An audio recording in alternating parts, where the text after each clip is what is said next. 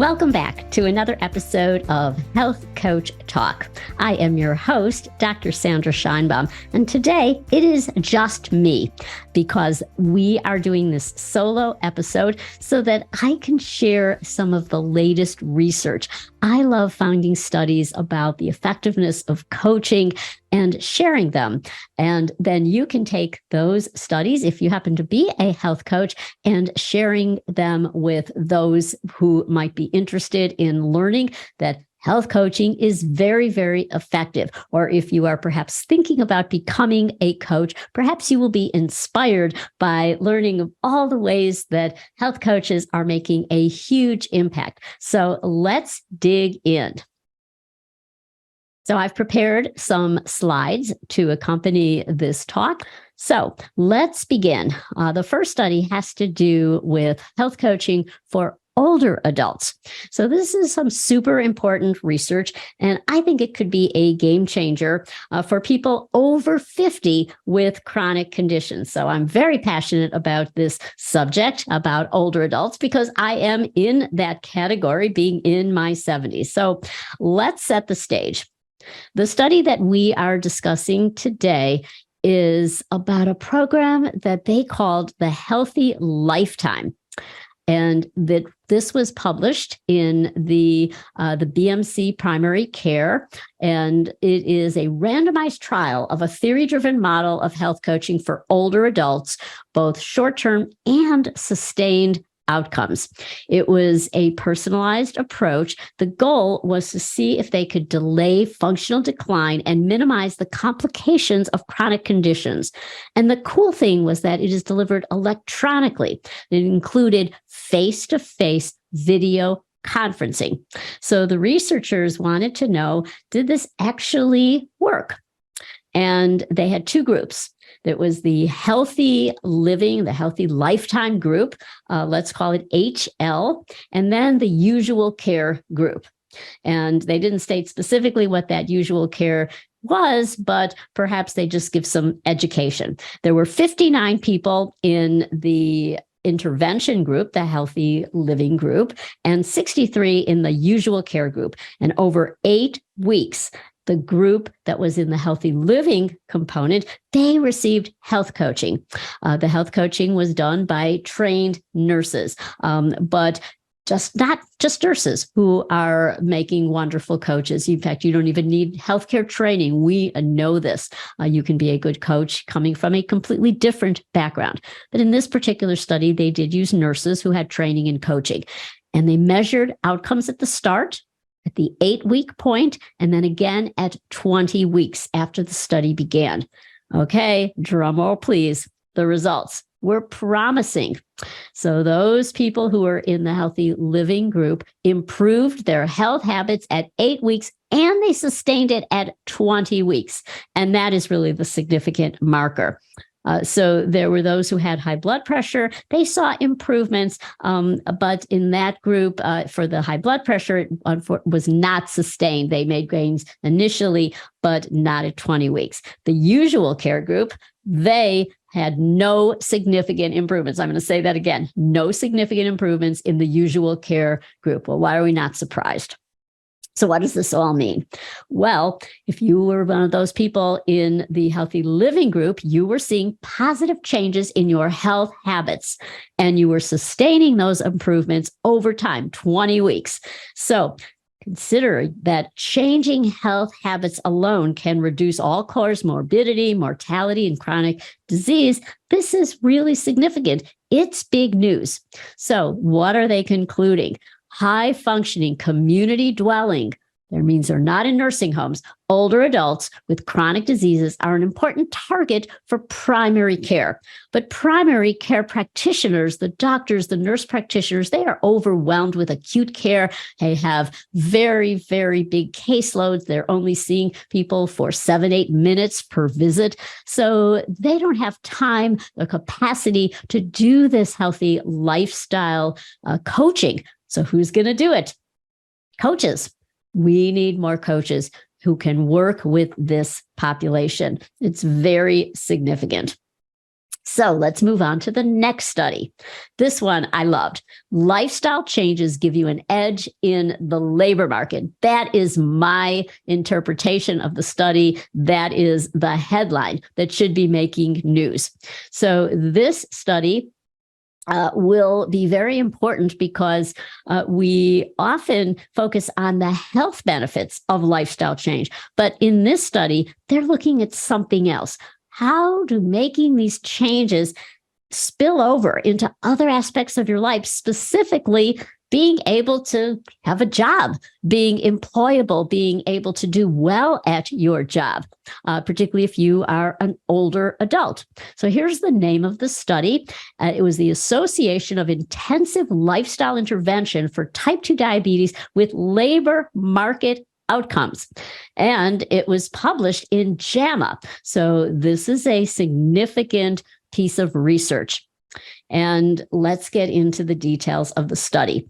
It was a cohort study. It was connected with a clinical trial data. They looked at Social Security Administration records. There were a lot of people involved. 3,091 participants. They were between the ages of 45 and 75. They had type 2 diabetes and weight issues. They were divided into two groups. One was receiving this intensive lifestyle intervention, and the other just got diabetes education, usual care.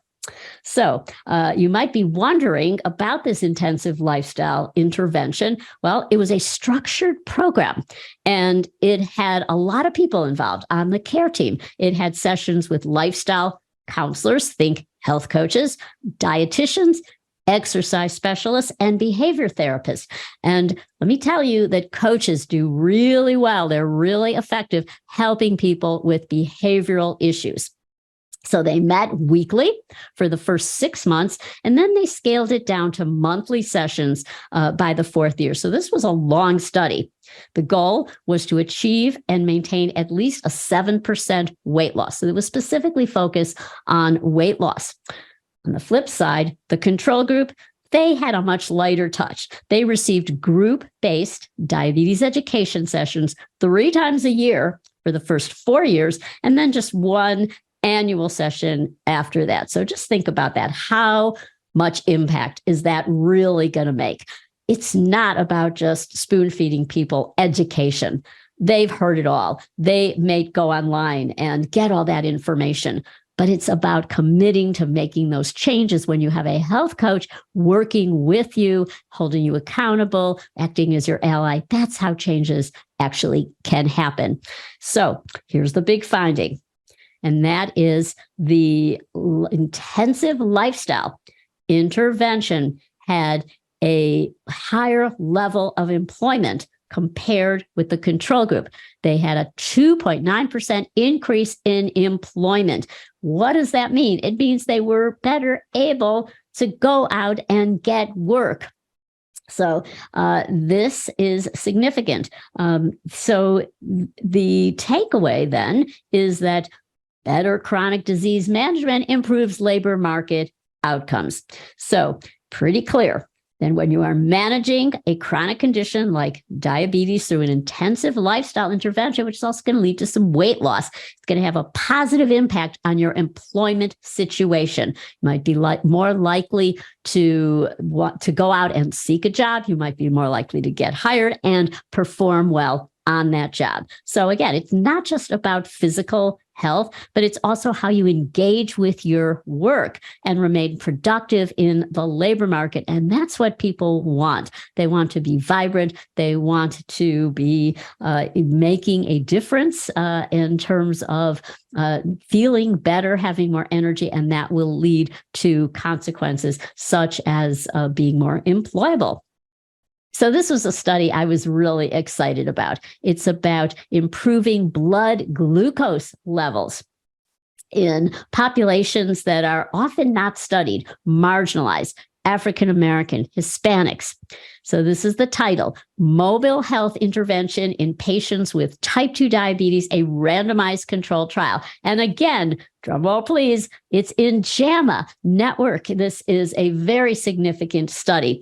I loved it because when I read the details, this is in my community, my hometown. This is the University of Illinois at Chicago.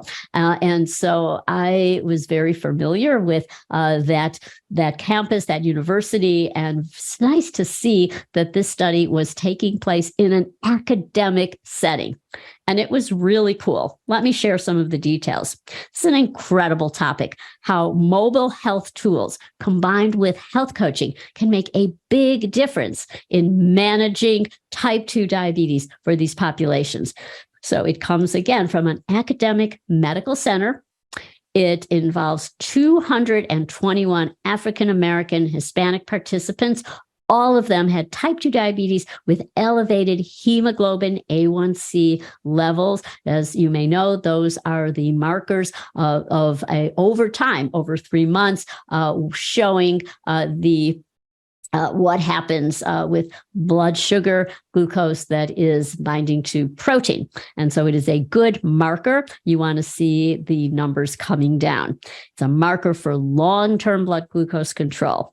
So the participants were divided into 2 groups. The first group, and do we see a pattern here? These are randomized controlled trials in these studies. So this is the gold standard. So the first group in this study was part of the intervention. They received 1 year of this mobile health program, and it included the works. It had clinical pharmacists and health coaches. So the pharmacist plus the health coach, that is a great team. They were connecting with these patients through video telehealth platforms as well as text messaging. The second group, again, same pattern here. The second group got their usual diabetes care, and then after the year was up, they got the mHealth or the mobile health treatment. So again, the control group just gets business as usual. We're looking at the effects of this intervention group. Such a good finding. The primary outcome here was that hemoglobin A1C levels, guess what? The intervention group showed a very significant drop. On average, their hemoglobin A1C improved by 0.79 percentage points compared to just 0.24 percentage points for the business as usual control group. But the magic doesn't stop there.